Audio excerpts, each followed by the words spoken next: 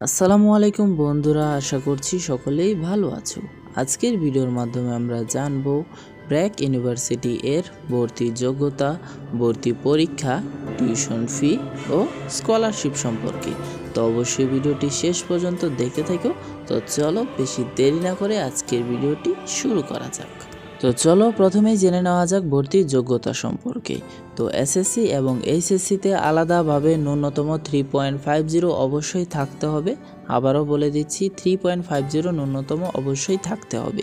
এছাড়াও কিছু সাবজেক্ট ভিত্তিক রিকোয়ারমেন্ট রয়েছে, সেগুলো হলো যদি তুমি EEE, ECE, CSE, APE এবং ফিজিক্সে অ্যাপ্লাই করতে চাও, সেক্ষেত্রে অবশ্যই তোমার এইচএসসিতে ফিজিক্স এবং ম্যাথমেটিক্সে বি গ্রেড থাকতে হবে। এ লেভেলের ক্ষেত্রে ফিজিক্স এবং ম্যাথমেটিক্সে সি গ্রেড থাকতে হবে।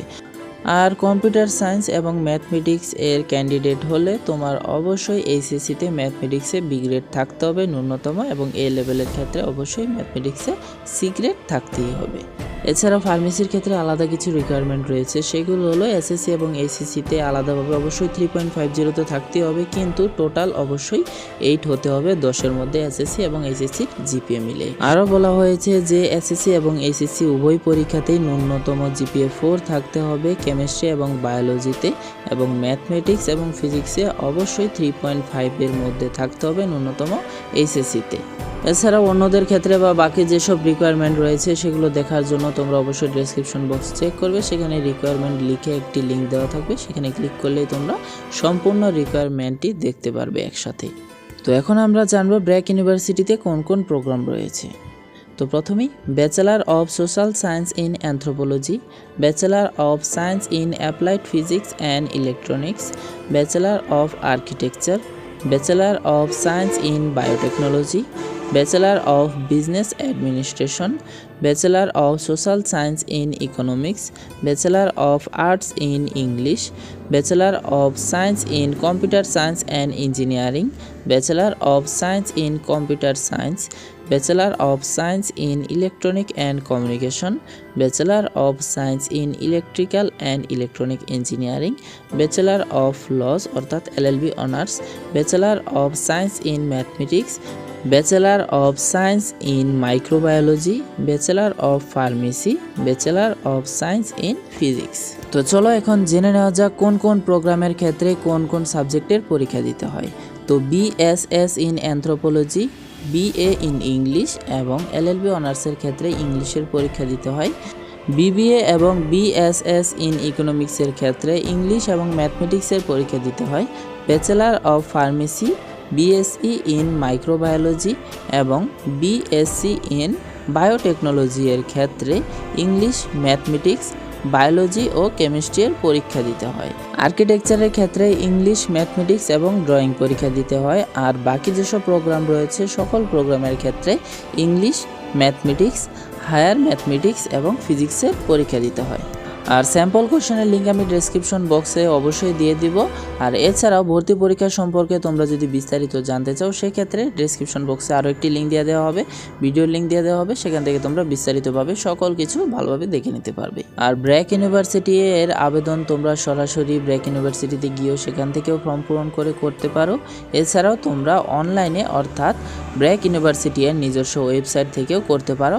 আর ভর্তির আবেদনের জন্য তোমাদের খরচ হবে 1500 টাকা।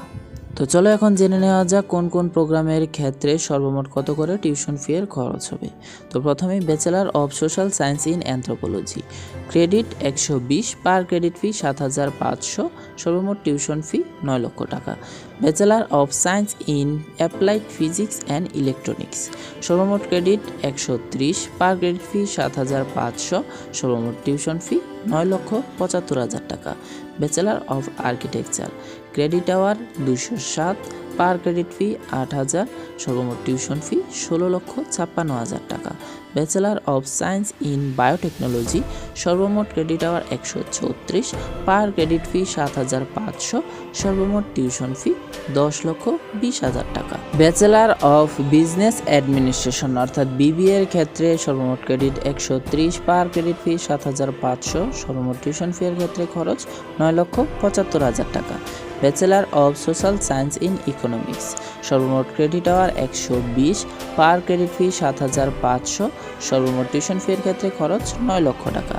Bachelor of arts in English, সর্বমোট ক্রেডিট আওয়ার 120, পার ক্রেডিট ফি 7,500 এবং সর্বমোট খরচ 9 লক্ষ টাকা। Bachelor of science in computer science and engineering, সর্বমোট ক্রেডিট আওয়ার 136, পার ক্রেডিট ফি 7,500, সর্বমোট টিউশন ফি এর ক্ষেত্রে খরচ 10,20,000 টাকা।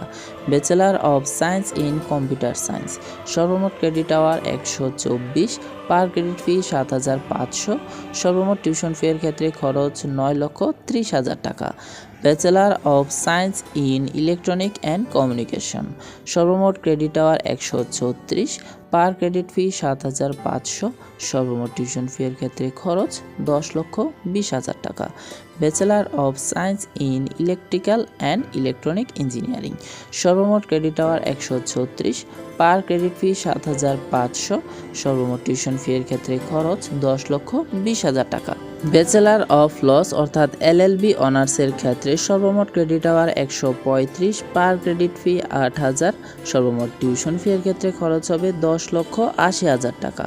Bachelor of science in mathematics, সর্বমোট ক্রেডিট আওয়ার 127, পার ক্রেডিট ফি 7,500, সর্বমোট টিউশন ফি এর ক্ষেত্রে খরচ হবে 9,52,500 টাকা। Bachelor of science in microbiology, সর্বমোট ক্রেডিট আওয়ার 136, পার ক্রেডিট ফি 7,500, সর্বমোট টিউশন ফি এর ক্ষেত্রে খরচ 10,20,000 টাকা। ব্যাচেলার অফ ফার্মেসি এর ক্ষেত্রে সর্বমোট ক্রেডিট আওয়ার 164, পার ক্রেডিট ফি 7,500, সর্বমোট টিউশন ফি এর ক্ষেত্রে খরচ হবে 12,30,000 টাকা। Bachelor of science in physics, সর্বমোট ক্রেডিট আওয়ার 132, পার ক্রেডিট ফি 7,500 টাকা এবং সর্বমোট টিউশন ফি এর ক্ষেত্রে খরচ হবে 9,90,000 টাকা। তো এখানে আমি যে খরচগুলো দিয়েছি এগুলো কিন্তু সর্বমোট টিউশন ফি এর ক্ষেত্রে খরচ, তো মানে কোনো ওয়েবার নাই, কিছু নাই, এগুলো ছাড়া তোমার কীরকম খরচ হতে পারে।